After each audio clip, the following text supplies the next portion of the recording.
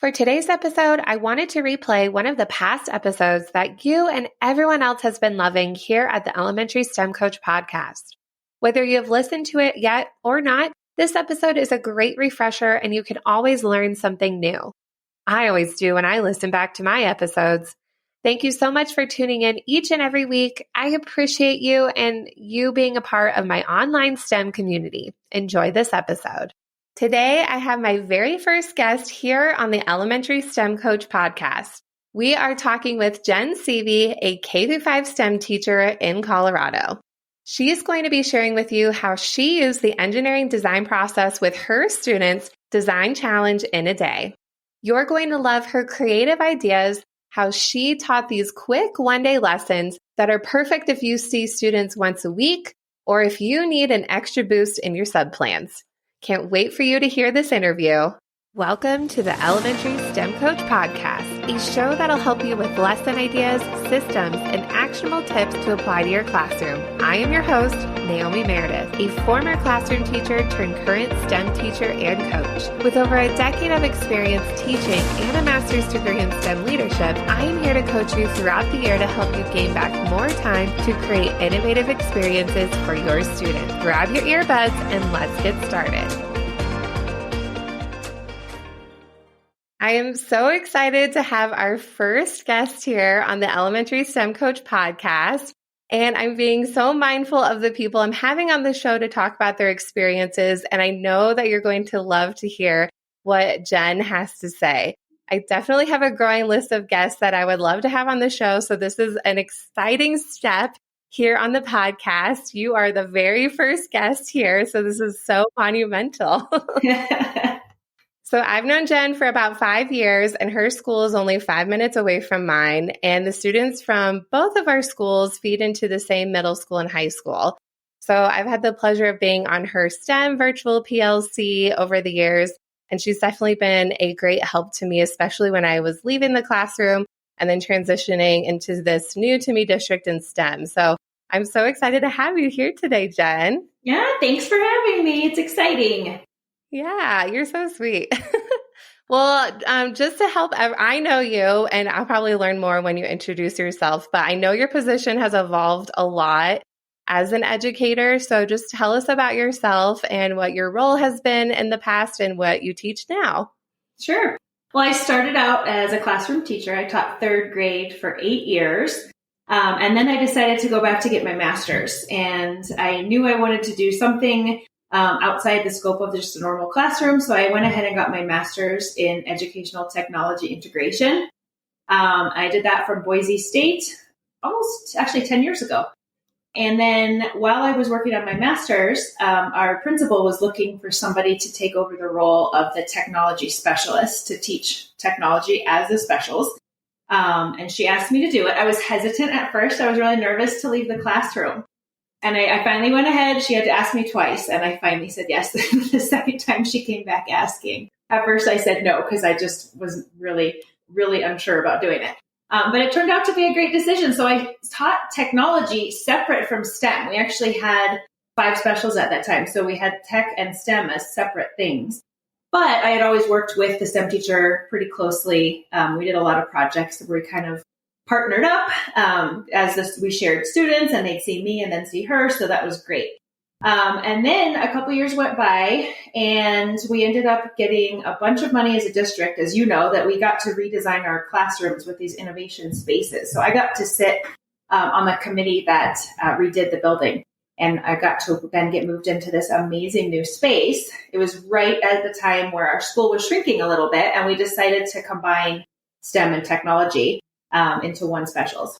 So at that point, the teacher who had been teaching STEM, she and I kind of job shared. So she taught STEM for 3rd through 5th. I taught STEM for K through 2. And then we were actually both instructional coaches as well. And we did that for a year or two. And then we ended up, she went back to the classroom and I took over STEM full time. So now I teach STEM K-5. I see kids for a week at a time, 45 minutes a day. And I love it. I've been doing it now. This is my 3rd year. My first year full-time doing it was during COVID, which was crazy. But yeah, now we're back to normal and life is good. It's a good time in the STEM classroom. I love how you have all these different experiences because I feel like all your experiences are like people are in one of those spaces. So I know people who teach STEM full time or they do coaching or even they're technology teachers who want to do part of STEM. So I feel like you have such like a great, well-rounded experience when it comes to your teaching and being in the classroom. That helps so much too. So you can see all the perspectives. Yeah, for sure. I never pictured myself here when I decided to be a teacher. I thought I'd be classroom, till I retired. And I'm so glad that my educational journey has taken me this way because it's super fun. Was it a hard transition to get into STEM from tech, or was it easy for you? I think it was it was easier moving from tech to STEM than it was from the classroom to technology, I think, just because I really got used to looking at what we were doing more as like a project-based and, shorter time periods. And really a lot of what I did in tech was similar in that I did use the engineering design process already. Just the projects were completely computer-based when I was doing that. Well, it just shows that you're a really good teacher because you can literally teach anything, Jen. I don't know about that, but sure, we'll go with that. Yeah, you could teach anything. So when I was in your classroom a couple weeks ago, because we hosted a little training together, which was so sweet and it was so fun, but you had hula hoops hanging from your ceiling. And I know everybody was asking about the hula hoops. And then you were starting to explain to me that you had these engineering design process sprints. I'm like, I need to have you on this podcast. Like, I think teachers are going to love hearing about this, whether they teach STEM all 5 days a week, or I know a lot of STEM teachers, they only see their one class once a week. So you have to tell us all about these. Where did you get the idea? Why are you doing this? Like, tell us all about it because I'm so obsessed. Well, it kind of happened, as I like to tell my students, from a failure that I think I had last year. I had been planning all these great activities and units for my fourth graders, and it was almost halfway through the school year that had gone by, and I was like, oh my goodness, like we have been doing a lot of computer-based stuff, which, as we just talked about, is my background. And I think what had happened is coming out of COVID, when we were in COVID, I didn't do a whole lot of the hands-on because we couldn't share materials. It was a lot of computer-based stuff. Yeah. So I was kind of kicking myself. I'm like, how are my fourth graders? They've been on the computer a ton. So I was very intentional about, okay, we are going to start out the year with zero tech. Like it's going to be all hands-on, simple materials. What can that look like? And at the same time, last year, I had also focused on the engineering design process majorly. That was my main professional goal for the year, was to really get kids interested in and understanding the different steps in the engineering design process. So funny enough, in talking to our PE teacher at my school, we were sharing, yeah, I know, right? We were sharing ideas, and she was like, if you want kids to like learn this process, you should write a song or like a chant or something that would be catchy that they could really, grab a hold of. And I was like, love the idea. Also, I'm sure someone has already done that. So I went online and I found this amazing guy named Baba Bomani. And he has written this song. It's the engineering design process. It's a rap. It's super catchy, super cute. And he goes through all the steps of the engineering design process. And then I was even more excited when I saw that he had done a music video for it with a class full of students, and they have a little dance that goes with it. So for each step of the design process, there's a little dance move that goes with it. So I started teaching that to all my classes last year. And I'm like, okay, so this year we're going to do a hybrid year. I'm going to start out, we're going to remind ourselves every day for a week when kids would come in. We would start out with the song and doing the little dance moves with it, which they love. It's so fun. And then, so what I did was I'm calling the unit a design challenge in a day. And so each day we would work through all of the steps of the design process, like rapid pace, just super quick. And they would have a simple challenge that they'd have to work through. And they'd have to go through all the steps of thinking, here's my challenge, here's my question. I'm going to imagine it. I'm going to plan it out. I'm going to create it. I'm going to test it and then improve it. And so, yeah, it turned out really cool. The hula hoops were a major talking point. Everybody, everyone, all the kids, every grade was like, what's up with the hula hoops hanging from the ceiling? And I'm like, oh, it's for fourth grade, which then kids are like, oh, I'm not in fourth grade yet, or dang it, we didn't do that last year when I was in fourth grade. It was pretty cute. But the hula hoops, was one of the day design challenges, and it was building a paper airplane that you could toss through the hula hoop from 8 feet away was ultimately the challenge. Oh, that's far. Yeah, it actually is far. What I did after I was testing it, of course, because I'm like, can I even do this? I marked spots on the floor. So the first one was about 3 feet out. The second one was 8 feet. And then the last one was about 11 feet. And so kids would stand at the markers and they'd start at the 3 feet. And if they could successfully throw it through, then they'd back up. And, the middle marker was our 8 feet. So that was ultimately the goal. And if they could do that, then they'd back up, which was fun. But it was really neat. And some kids had built paper airplanes before, some hadn't. So they could either test out their own idea or build something they've done. Or I also let them get out the iPads and they could search, for different design ideas on iPad, which was really cool. It was chaotic and crazy, but so much fun. And you've never seen kids so excited to go back and improve their design than when their paper plane's not going through the hula hoop. They couldn't wait to go back and fix it up. So. Did they try different types of paper or did they have a specific kind? Like, were they testing how different papers flew? No, they didn't. And actually, now that you say that, that's a really good idea. I just had regular old plain copy paper, but that's a really cool idea to test out like construction paper. Yeah, I'll put that on my list for next year because that'd be a really great question to see if they could figure out which kind of paper flew best also. I tried paper airplanes during COVID. There was a class that went remote last minute and I thought, oh yeah, paper airplanes. Oh, it was chaotic online. I couldn't physically help them and I felt so bad. Like, this is too hard. I'm like, it's okay, guys. Keep going. I don't know what else to say. You're online. I'm here. You're there. I don't know. So that's great. You could do that in person with the kids. For sure. It's crazy the things you don't think about that they need direct instruction on, like how to make a tight crease on paper, right? Mm-hmm. These things pop up and you have to be ready. It's a good life skill. For sure. So did each grade, so you said fourth grade did the paper airplanes, did each grade each day have different challenges or did you overlap any of them or did you do different? Yeah, so it was just fourth grade that worked their way through this. The other grades were still doing engineering design process stuff, but the design sprints were just for fourth grade. The fifth graders, I felt like had a pretty good handle on it. Plus, I was starting out with 3D printing for them just for ease of getting things printed throughout the year. And I did focus on the engineering design process with every grade. So every grade did start out with their little song and dance each day. But fourth grade, I just focused on primarily because I wanted to be very intentional, knowing that I felt like, that was an area that I had lacked in the year before, wanting to make sure I was super intentional with fourth grade, getting hands-on and building things. So each day, fourth grade had a different challenge. Okay. So they had airplanes. And then what were the other ones that they did? So let's see. So one day they had we started out with the paper airplanes. There was a day where they got to come in and build a building using only paper and masking tape that had to withstand a fan being blown directly on it. And that one was hilarious too. And really, it was cool. And the things that popped up were great because the conversations we had, I think, really helped with some critical thinking because there were some groups that were building things and other groups were like, well, that's not a building. Like, that's just a pile of paper all balled up, right? So then we had to get into, okay, well, how are we defining what's a building in this situation?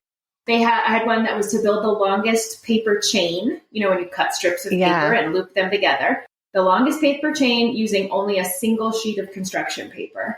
That was one of my other favorites because, well, the paper planes were an individual type thing. This was a group effort. And I made sure to focus on that as it was more collaborative. And it was really cool to watch the kids have to figure out, okay, a lot of them would split into, you're going to be the cutter, you're going to be the taper, I'm going to be like in charge of you all, or whatever they would do. So the collaboration part was really cool to see as well, and also their strategies. And so it was fun to make sure, I would always give them, the planning part was really fast. It wasn't anything that was in depth every day because we didn't have a ton of time. Most days, the planning phase was just, I'm going to set a timer for 3 minutes and you're going to talk to the people in your group that whole time. What's your strategy, right? Come up with your plan. So yes, that was fun. We also did a cup stacking. So they had 20 plastic cups and they had to build the tallest tower that they could. So a little bit of friendly competition there with that one and the paper chain. So that was pretty fun. I love that. Those are really good. And in a way, you were teaching the 4 C's along with the engineering design. So you really had a creativity day with the buildings. Like maybe here's what a building could look like. That's a little bit of the A too. Like buildings can look ugly, but if they are more beautiful, people really like them. Yep, exactly. So you really had a lot of those 4 C's. And I love how you talked about too with the planning, how you had kids talk about planning, because I think teachers think planning always has to be drawing and labeling, which is important, but it just depends on the day. And I actually talked about that in one of our past episodes. It's all about planning for the engineering design. And that's one of the ways, like, I definitely have done that, like kids talking through it and verbalizing, because that's an important skill. Also, like being able to articulate your thoughts, and you might not have paper in front of you. So how can you explain it in a way that would make sense? So that's really good that you did that with your kids. Yeah, thanks. Yeah, it turned out really well. It's really neat to see, especially again, coming back from COVID. I don't know if you've noticed this, but one thing I've seen with my students for sure is they're struggling a little bit to be able to collaborate and work together. I mean, I'm direct instruction. What am I trying to say? Giving direct instructions on how to work with a partner. Like, this is how you take turns. This is how, when there's a disagreement, how you can talk it out and figure out, how you're going to move forward. So it was good to have them working in the groups like that, where they got that practice. Oh yeah, we're definitely, like, we teach all these cool skills, but really STEM, when it comes down to it, we're all about those soft skills. Like the tools are going to change. You use paper and tape, and the kids were super engaged, but really they're working on like the skills that are going to carry them throughout life. And I have seen the same thing, like being very intentional about how to talk to each other and what is appropriate and not appropriate. Like, we don't just say, help me, help me, help me. Like, what do you specifically need help with? So yeah, all those communication skills are so important, especially when they're face to face. It's like, whoa, so much happened like the past couple of years. Like, I'm so glad you're at school, because we can definitely work through these things together. Right. Exactly. I was going to say the competition aspect of it led to a lot of good reflections from kids too. Like when we did the paper chain, I would come back and there's a clear winner there. One of those chains is going to be longer than everyone else's.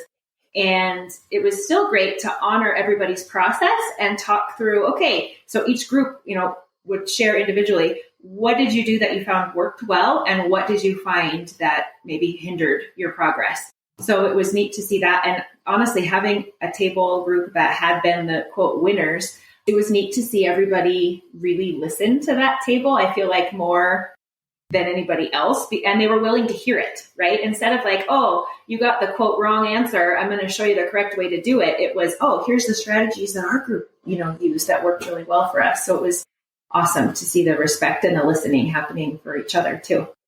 That's really good. Were kids frustrated since the time was shorter? Were they frustrated like, oh, I didn't get enough time? Like, were there any kids complaining about that, or were they okay with it? They were okay with it. Most days with the paper chains, I think I gave them about 20 minutes, which is a long time, but most groups still could have produced more after that time. But I'm also famous for, I will put up on our projector, I just will go to YouTube and type in like 20-minute timer. And there's crazy, I don't know if you ever do that. There's crazy timers out there. There's some that look like little bombs going to explode when the timer goes off. Some of them are happy and cheerful, whatever. But I always put one up on my whiteboard, and it's huge. And so there's no question that they know exactly how much time they have left.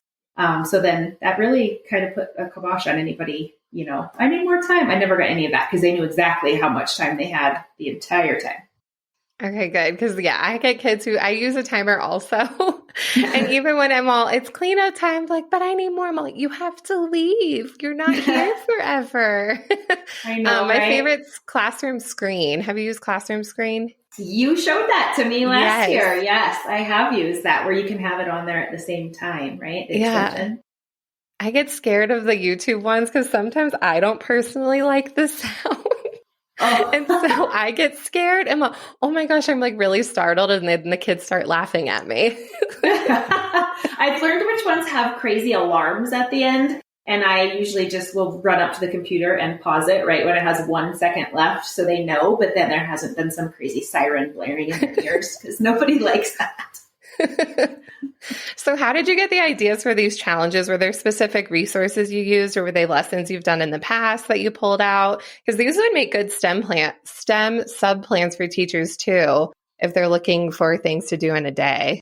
That's actually a really good point. I hadn't thought about that either. Making a little emergency, every teacher should have a binder, that folder that sub can pull out when something happens and you don't have the capacity to write those awesome plans.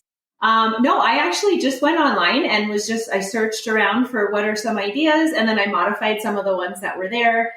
Yeah. And then also, of course, looking for materials that I had plenty of on hand, because some of them would be, they were simple. Paper and tape, got plenty of that. Plastic cups, yes, please. Easy to do. I think that's so good for the kids to see that too, that you can create complicated things out of very limited materials, which is such a good way to start off the year, because it's not all robots, it's not all coding. You can use paper and tape and create the longest, or glue. I don't know if you use tape or glue, but you can create a giant chain out of two things. Right? Yep. Absolutely. And it was cool to see. I mean, again, back to those little skills like the folding of paper. I have perfected the art of teaching children how to tear tape, because they would say, well, we get paper and tape. What about scissors? I'm like, scissors, those aren't on our supply list. Well, how are we supposed to cut the tape? And I'm like, you're not. You're supposed to tear it. So I have completely perfected if you ever need advice on how to teach kids to tear tape, I'm your girl. Well, what do you say? Yeah, what do you say to them? What's your advice? You're leaving me hanging. I know, right? You pinch it with both hands, and then after you're pinching it, one hand goes forward, one hand goes backwards. Done. I mean, as long as it's masking tape, it'll rip very easily. So we even practice in the air. One hand goes forward, one hand goes backwards. Okay, I'm going to use that. That's a great skill. I mean, it's a silly thing, right? But it really can be cumbersome with kids trying to use tape when they're trying to cut it and it's getting all stuck and all over. I mean, it's those quick little things that makes life more manageable for sure. Oh, yeah. It's good. All these things. I love all of this and just all the little skills that you're teaching kids. This is so applicable. And I know teachers are going to be so excited to try at least one, if not all of these challenges. And we'll definitely have to make sure to link these challenges in the show notes for teachers, or list out the ideas so they can definitely do that in their classroom. But I appreciate you being here so much. Where can people connect with you if they have any questions? Can they send you an email? Where would you like them to reach out? Yeah, email is probably the best for sure. My email is jsevvy, and it's SEVY @cherrycreekschools.org. Perfect. And we'll link that for people as well. So if they're driving, they don't have to scramble and write that down. But thank you so much for your time. You're our great first guest, the first ever on the podcast. So this is monumental. Yay. Well, thanks for having me. Yes, of course. We'll have to have you back because you're full of ideas and I could just talk to you all day. Well, thank you so much again. And I'll chat with you soon. Thank you so much for listening to today's episode of the Elementary STEM Coach Podcast. I would love to connect with you over on Instagram @NaomiMeredith_, or send me an email to elementarystemcoachpodcast@gmail.com.